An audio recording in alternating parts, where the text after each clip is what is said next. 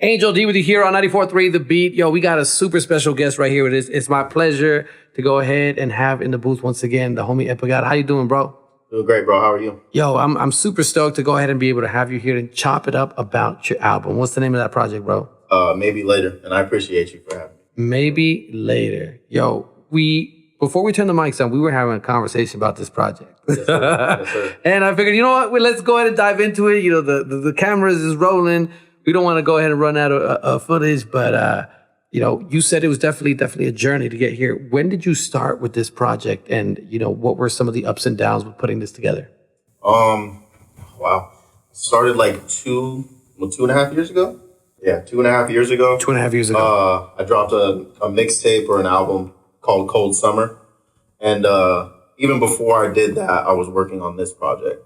I don't know. I think I just I wanted to really make something that was just not completely different than anything I'd ever done, but just, I wanted to do something that for me personally, I could look back and just be forever proud of putting together like something that I felt was a real album. Yeah. Like that you can replay. It's not just me rapping. It's like that you can replay this, listen to it and dive into the whole experience. For sure. Yeah. So. And like when we got started, you know, when you pulled up, the way you start off the project, I think definitely came across that way, you know, with people really being able to hear and say, oh, we're about to go on a journey real quick, and he's going to talk about some stuff. So was it hard for you to start picking in between? Because you said it was about 2.5 years between the mixtape and the project itself. Did you already know which way you wanted to go with the mixtape and which way you wanted to go with the project, or did you have to like switch tracks from one and the other?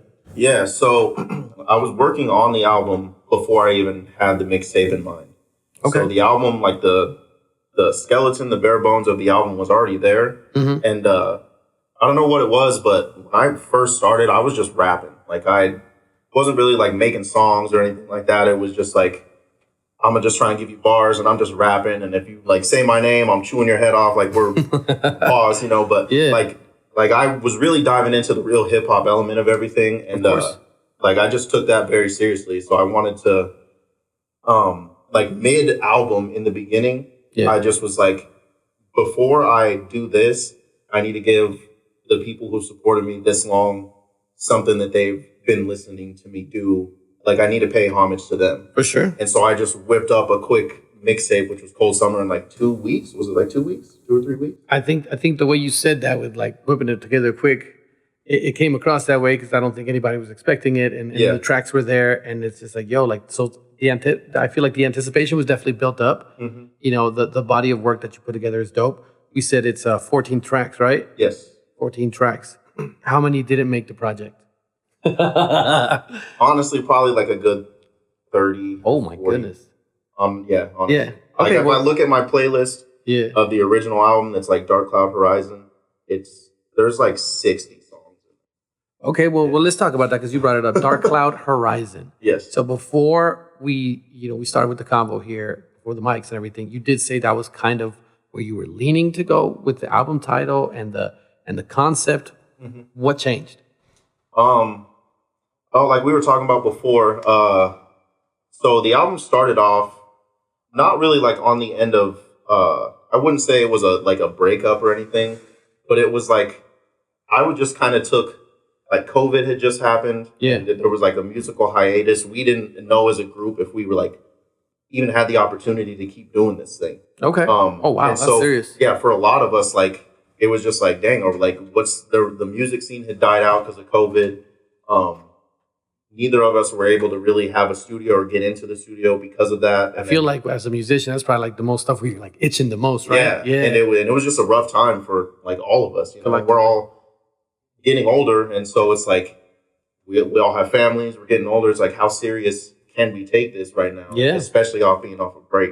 Of course. And so, I think that it was a hard process getting back into everything, and I think that it started off really dark. I wouldn't say like super dark and like depressive, but it was just like anxiety, emotional wise, right? Like yeah. Because I mean, like you said, the time period with what was going on in the world and everything else, and like the limitations that you have with like your social interactions with family, with friends, all that builds up. And anybody who, experienced COVID in their own way can understand that. So I can see why you wanted to, kind of exemplify that. But you also said, along the way, some pretty dope stuff happened to you, and the direction for the project changed, right? Yeah, 100%. I think along the way, we all, Mogul ended up moving back, and that like really brought us all back together. We all like centralized again. We got studio equipment, and it's Mogul's fault. Hey, shouts out to Mogul for real. Like, and then my dog UAB, he was there at the studio every day. He's the one that does my videos. Okay. And he started like vlogging us in the studio and everything. And that's a dope process too to have. For sure. Like I think seeing that and doing all that, I think for me personally, I can only speak for myself, but it like lit a fire in me again. There you go. And to see, just to put together the project that Mogul did 2000 and late. Yeah. It ended up not going the way we wanted because of like copyrights and things like that. But just the whole process made me realize like, no, I can't live without this. Mm-hmm. So along the way, that was inspiring again. And then my lady, she just like changed my life for the better. And I wasn't like depressed or anything like that. Really, I just like there was just a lot of things going on at once. Just and like she shifting things in a way to just put it all together. Yeah, and she like.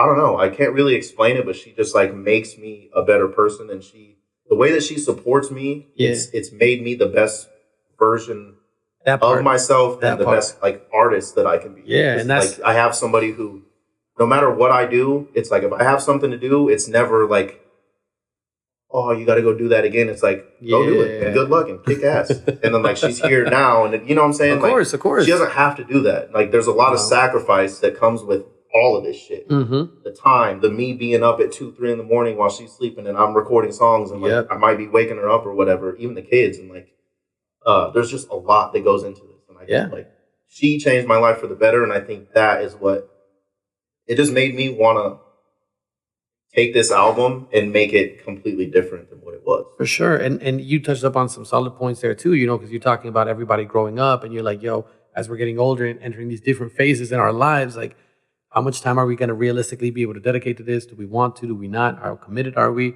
Yeah. So it sounds like you had like not only the right equipment, but the right people in your corner, and also having someone that's understanding. Because whether it's music or anything in general here in life, we could talk about it as we grow up and we go through stuff. You got to have the right person in your corner. Yeah. I guess, and to be honest with you, all you need is one solid person. Yeah. One solid person to be in your corner. The whole world could be against you, but as long as you got that one person, you're like, I'm straight. Everything else, it's going to fall into place. Yeah. You can throw any adversity you want my way, but I'm going to overcome it because, I got someone at the end of the day I can, talk to and just break it on down and just like release some of that stuff that, that just words taken by the wind and have at it, hammer again the next day. 1,000%. And I think, when I say that, that doesn't take away anything from Skylar. Oh, no, of course Marcus, not. Of course not. Like, these are my brothers. And yes. They have been in my corner 1,000%. Yeah. Like you mentioned it earlier, there's never a point for any of us where we're like stepping on each other's toes or anything like that. It's like, and we don't even have to ask each other for things. It's like, if it needs to be done, it just gets done. It's just like, we're family first. Which is dope. And so it doesn't take away from anything that they've done. But when when you have a partner that knows you better than anybody else and like sees that side of you that nobody else sees and they're behind you, it just changes your life. Exactly. And and it's interesting that we're talking about that because I feel like with what you're saying, like, in a human vulnerable sense, you have that person, and with your music, you're able to go there without like holding back. And the way you piece your project together comes through really dope. Because like I told you before, you start off the project really well with like, I could hear it. I'm like, oh, some stuff is definitely going to be said on the project. Yeah. And you've got, stuff by yourself, stuff with your fellow, crew guys, like from Ghost Gang. You got Mogul, you got YCB, you got, oh my gosh. I'm drawing a blanket because I'm freaking thirsty. Well, Big Waddy. Big Waddy, there you go. Sorry, because I'm thirsty. But you're good. But the point is, like, even with those tracks you got with your fellow brothers, like you guys touch up on some serious topics, and that's what I want to get into a little bit because you do reference on some of these songs here, like having people that were down with you in your corner, or people being snakes and things like that, and like on some personal stuff, like everybody can relate. There's someone that you've confided in and you trusted them, and then like they kind of just took you and kicked you down, and you didn't think they were gonna do that for you. And then there's other people who you probably thought would probably do that and have never done that to you. Yeah. So it's dope like that you have those kind of topics in there. that you talk about, like being with someone or like missing someone or everybody, and just the long list of thank yous that you set up, on your social media. I think that goes across and it resonates with people to know that, like, hey, you're genuinely appreciative of everybody that's been part of this journey. Yeah, definitely. Yeah. And what's out of the standalone tracks, like which one would you say is your favorite of the project that you put out?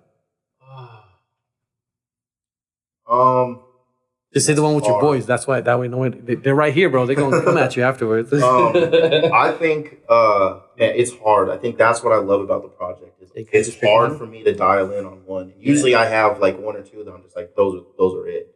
I love the way that I Don't Want to Lose You came together. Yeah. That was like, for me, that was my biggest musical moment. Like the way we wrote the song, the way it came together, the way it landed on radio and just like took a life of its own. And that was like the first, like, it's not a hit record because obviously it didn't become a hit, but that was the first one that I've ever been a part of that like was radio worthy. And like, not just because we had connections or stuff like that, like it genuinely just happened that way. Yeah. And I think, with one of the recent shows you guys had, it resonated too, because I saw people in the crowd singing it along and everything, which was dope. Yeah. So you guys doing your thing here locally is dope, and having that track stand out. Which one do you feel it was a little bit more difficult for you to kind of work on or piece together? I say the hardest ones, not hard, but just the ones like difficult to piece together. I say were probably the first half of Make Amends. Okay. Temporary and Streets Calling. Yeah, Streets Calling is dope too, man. Because those are like, thank you. Those are just like, they're different for me. Like I've never really, Temporary's like slow underwater R&B vibes. Yeah. That surprised me too about you. I was like, dang. Look at him getting down to some stuff like that. I'm like, that's what's up. And it's that versatility, within the different topics that you touch on your project that I think is dope. Oh gosh, why am I drawing a blank? Hold up. I'll bring it back. It's dope that you're able to hit these different, topics in your project simply because not only are you able to stand alone on some stuff and do it on your own, but the way you have these features, I feel like does a really good complementary feel with the MC that's with you, And you were saying you said 5 tracks, right, that got features on there. Mm-hmm. And is it all Colorado-based artists? Is it just guys from Ghost Gang? Who's on this project with you? Yeah. So everyone that I got on the project are like, there are people that I like really respect, and obviously the gang is on here. We got Big Body, Mogul, YCP. Shout out to J-Dub, the Ruler, for getting on it. He's somebody that I always wanted to connect with. He's out of the Springs. Nice. And that song is just like a really high energy song. Yeah, he did sing on that. Absolutely perfect. Yeah. And then Iggy C.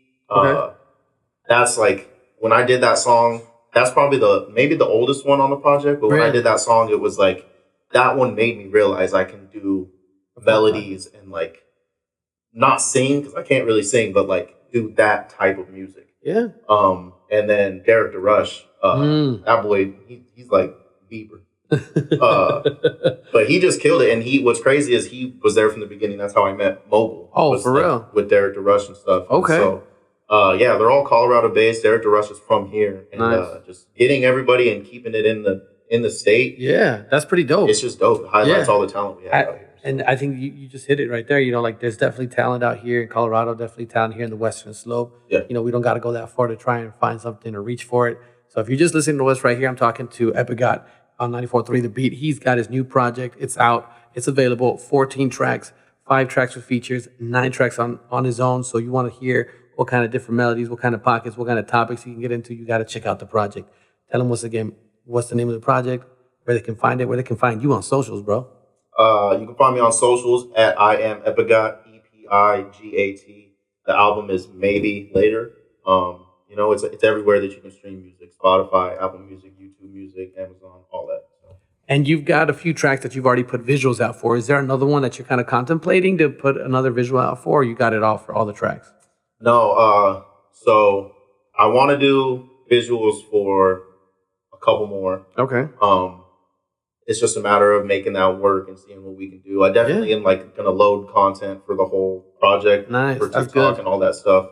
But yeah, no, I mean, I Don't Want to Lose You had the video. Malevolence, the one we just dropped. Okay. Moving Fast, we did that one. It was supposed to be on the project, but it just didn't make the cut for me. But yeah, there's definitely plans to get some more stuff done. That's what's up, bro. No, it sounds like you got your foot on the gas. You don't want to let go because, like you said, you're getting a little bit older. You're getting seasoned. You got stuff for your lady going on. You got your solid rock foundation next to you. Yes, sir. You want to take it all the way. Yes, sir. That's what's up. No, well, we appreciate you being here, Epigat, Thank you, for real, and the whole Ghost Gang here, really, because yes, sir. everybody over here, just kind of giving us the looks like, yo, you better talk about my joint that I'm here with you. Otherwise, what am I doing here? And that's what it's about, bro. I appreciate your time. We'll go ahead and chop it up on the next one, and peace. Yeah, thank you, bro. I appreciate it.